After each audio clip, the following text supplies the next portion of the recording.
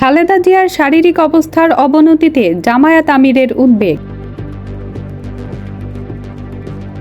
সাবেক প্রধানমন্ত্রী ও BNP chairperson Begum Khaleda জিয়ার বর্তমান শারীরিক অবস্থার বিষয়ে গভীর উদ্বেগ প্রকাশ করেছেন বাংলাদেশ জামায়াতে ইসলামীর আমির ডাক্তার শফিকুর রহমান।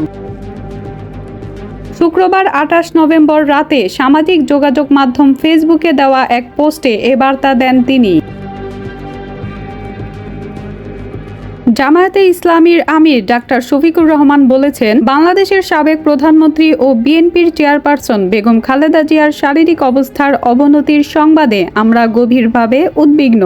তার সার্বিক শারীরিক অবস্থার ব্যাপারে আমরা প্রতিনিয়ত খোঁজ খবর রাখছি। ডাক্তার শফিকুর রহমান লিখেছেন, মহান রাব্বুল আলামিনের দরবারে আন্তরিক আরজ আল্লাহ তাআলা যেন তাকে দ্রুত পূর্ণ সুস্থতা দান করেন, সকল কষ্ট সহজ করে দেন এবং তার জন্য উত্তম ব্যবস্থা করে দেন। মহান আল্লাহ আমাদের সকলকে রোগ ব্যাধি ও বিপদাপদ থেকে হেফাজত করুন, আমিন।